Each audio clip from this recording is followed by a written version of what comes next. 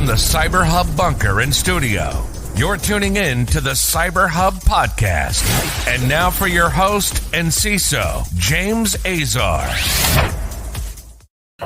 Well, good morning, everyone. Happy Monday, May 16th, 2022. We've got a packed show for you today.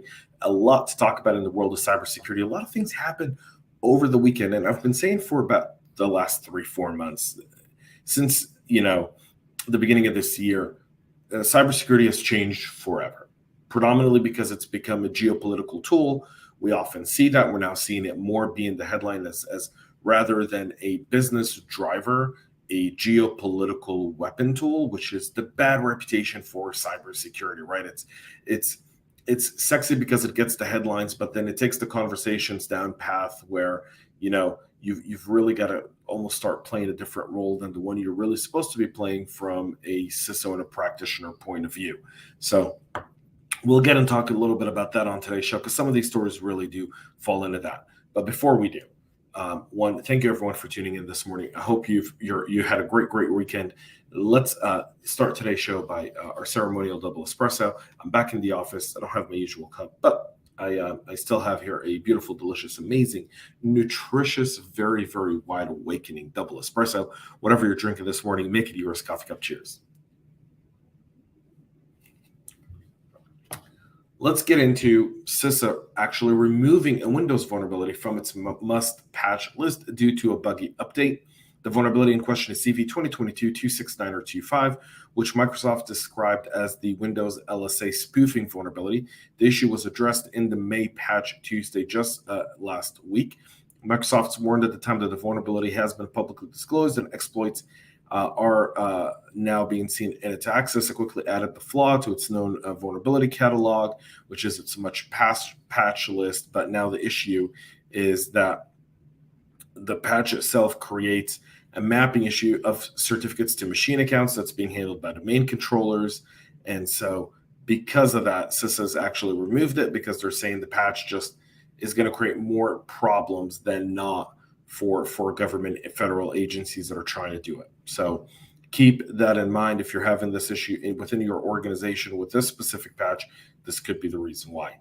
SonicWall strongly urges admins to patch the SSLVPN SMA1000 bug. Strongly urges means get off your tail and patch this stuff. This is essentially what this means.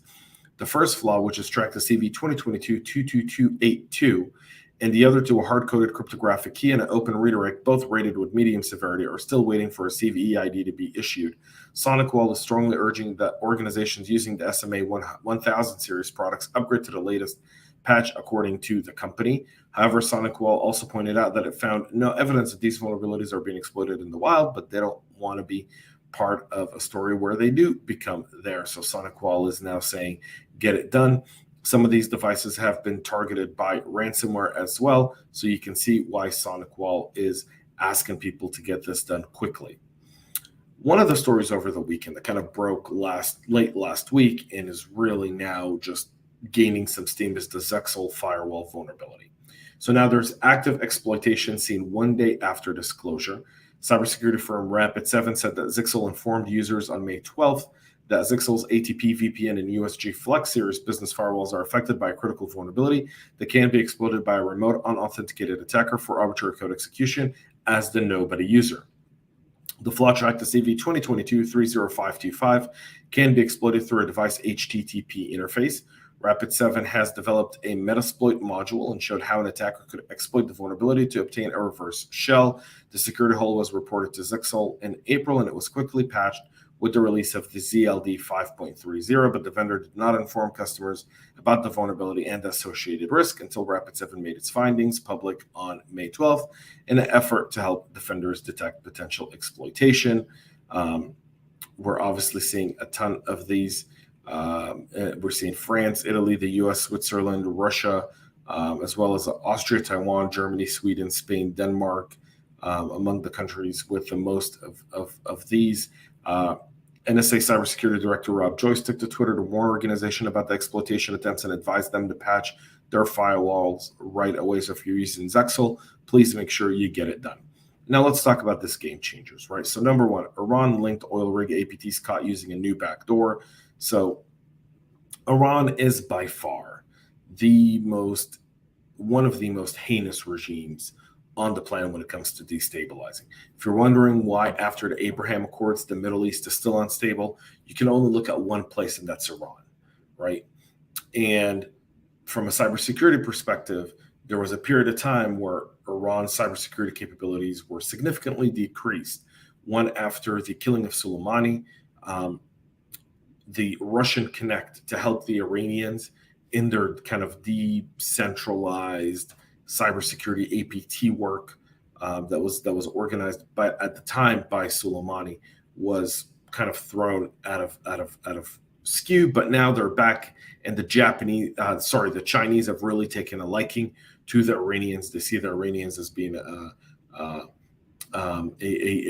power of good for them, someone like another North Korea that they can use on the world stage. And so OilRig, which is also tracked as Helix Kitten and Cobalt Gypsy, is now on the front again, and they're moving the phishing emails that allegedly come from an employee within the IT department, but in fact originated externally. This is how they targeted the Jordanian diplomats and the Jordanian foreign ministry. There's a lot of work being done on the Iranian side to destabilize Jordan, for one, in order to create another front and looking to create some domestic unrest within Jordan in order to create a Syria of sorts in Jordan, try to overthrow the king and give them a foothold on the Israeli eastern border. So that's where they're using this, and that's what they're trying to do, is target diplomats, hopefully leak information or plant information that could later be leaked in order to destabilize the Jordanian regime. And finally, the U.S. signs a multilateral treaty to combat cybercrime. The treaty, signed on Thursday, is the second additional protocol to the Budapest Convention, a multilateral treaty aimed to protect citizens from cybercrime and hold cyber criminals accountable. You know who's not signed on it? 60 countries are, but China, Russia, North Korea, and Iran are not. So, the treaty was a culmination of 4 years of negotiation involving U.S. delegations, including representatives from Justice and State Department. Lately, the U.S. has joined forces with foreign cybersecurity agencies in its quest to combat cybercrime both domestically and globally, particularly since the Russia war in the Ukraine. Oh, God. All right, here we go. Let's focus on China. China's really the biggest threat. China is the one that's been mobilizing the Iranians and North Koreans over the last 18 months. Why don't we start addressing that first from a political perspective? Folks, that's it for our show today. We'll be back with a lot more tomorrow. If you have any ideas, any stories you want to submit, go to cyberhubpodcast.com. You can link the stories there, gladly take it, or you can DM me on LinkedIn. Make sure to follow, subscribe, and share today's show. Until tomorrow, we'll be back with a lot more. Have a great rest of your day. And most importantly, stay cyber safe. We love feedback, so make sure to connect with us on social media and subscribe to our podcast on your favorite podcast listening platform.